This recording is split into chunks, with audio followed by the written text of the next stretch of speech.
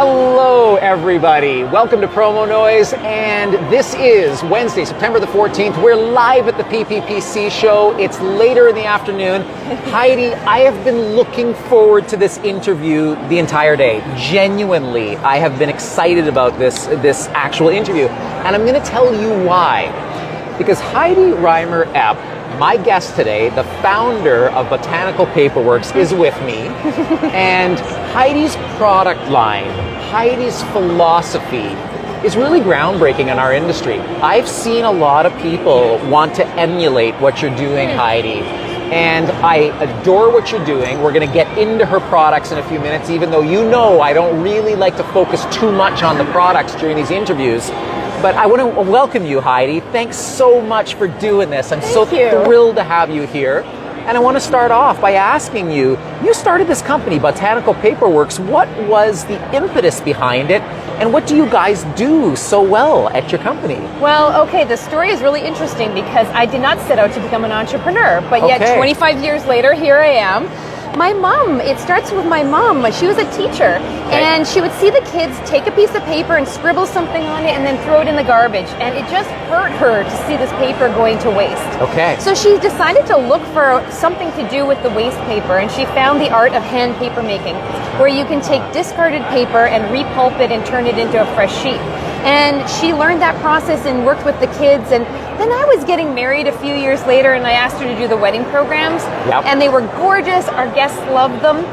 We observed all of this. We saw the interest, and we started to say, maybe we have a business idea where we could take waste paper and turn it into fresh handmade paper. So we weren't doing the seed thing at the time, but we were working with botanicals, discarded waste flowers from local florists, and offcuts from the floral waste stream, and we would incorporate that into our handmade papers and sell them. Fast forward a few years later, we got into seed paper, and now today that is what we do. We are seed paper experts, where the paper itself can be planted and it leaves no waste because it grows into flowers or herbs or vegetables and composts, and that's what you're left with. You are speaking to my heart. Flowers, composting. And I want to share something with you. Today, it seems that so many of the people that I'm speaking with, they're talking about following their passion. They're talking about following their hearts. And here we are, Heidi's sharing the story of her wedding, and you're saying, hey, listen, like, this is what I want to do, Mom. Like, can you help me with this paper? And that's something that came from your heart. You're like, yeah, like, I'm not going to be throwing away paper. I get to incorporate my mom in this beautiful activity, this awesome invitation. You follow your heart. And what I have noticed today, and what I've been sharing with our audience, is that when you follow this heart of yours, it becomes obvious what the next step is. And I have found that to be true, particularly these past 2 years. And so here you are, following your heart, doing something that speaks to you, and all of a sudden it's like, oh my gosh, it's come to me. That's no coincidence, Heidi. I totally agree, but the people watching you do this think you're crazy sometimes, or at least in my experience, that's for sure. You know, I wanted to start this paper company, and people were saying to me, why are you starting a paper company when we're going paperless? But I had this vision for this special event stationery, and even if the computer stuff was taking over, we still were going to have a need to mark special occasions, to invite people to attend events, to say thank you, and all the things that we use paper for. So yeah, definitely followed a passion there.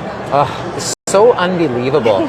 And would you say that over the years that you've been doing this, there's an announcement going on. It's now 3:45, and the show floor will be closing in 15 minutes. Duly noted. The time is 3:45, and the show floor will be closing in 15 minutes. We might hear that in French again. I'm not too sure. At 10 a.m. Thank you, and we'll see you at the awards. If there was any doubt that we're going live, you have just found out that this is absolutely live. Anything can happen, and I love that about live interviews. It's kind of cool.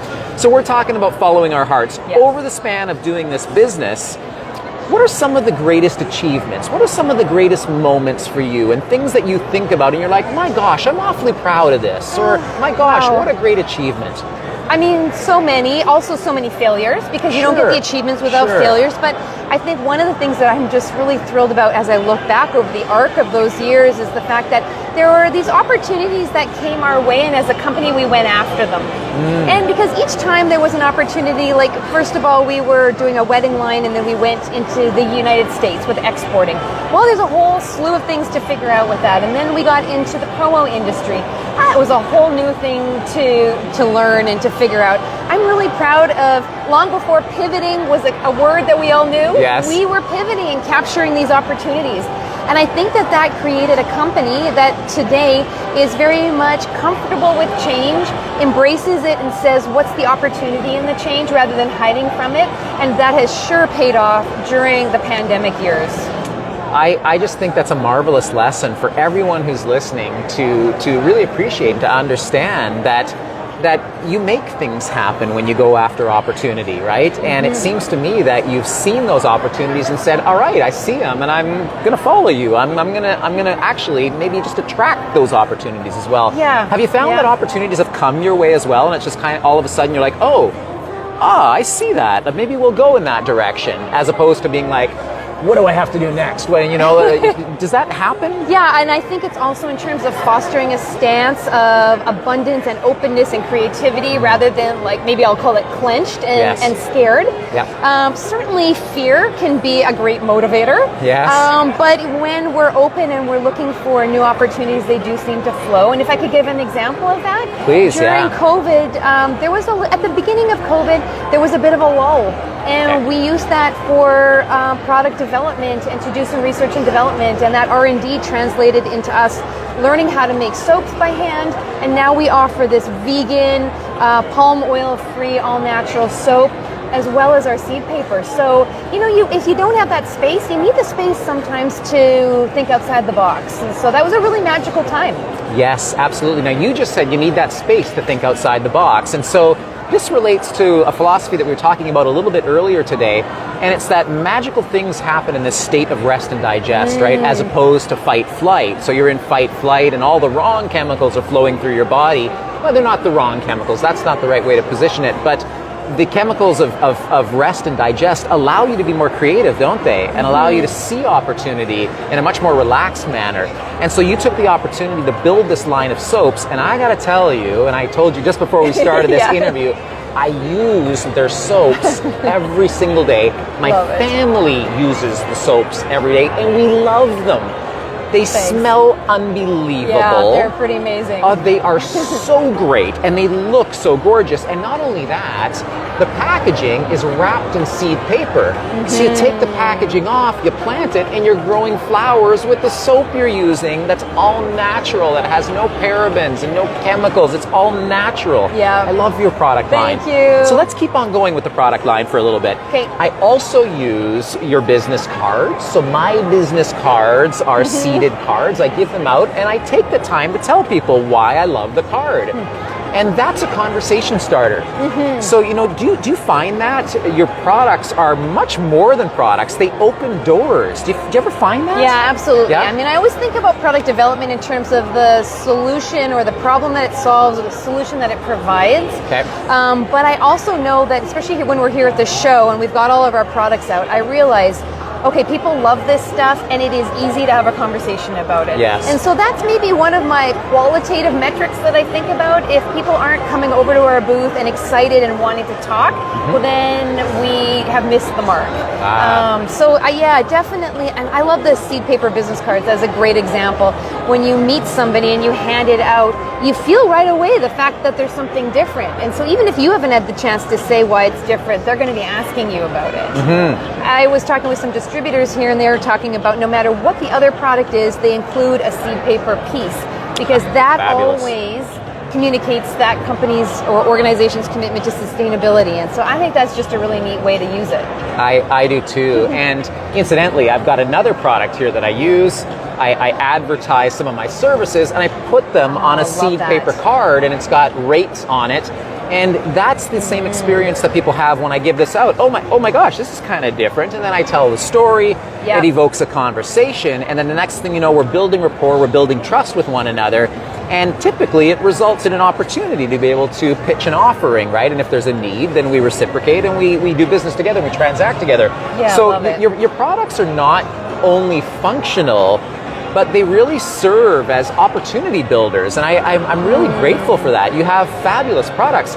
So it begs the question then, where are you going next? The world wants to know. I mean, you're a growing company, and people are emulating you, and they see you as a visionary. Nice. Where are you going to go next? Well, we've got big goals in terms of additional products because we have a fantastic workforce that is very, very skilled at manufacturing with a high degree of labor. Okay. So hand paper making is a very special thing in order to preserve the integrity of the seeds, making the soap by hand, so we can take that same orientation, that same skill set and apply it to other products.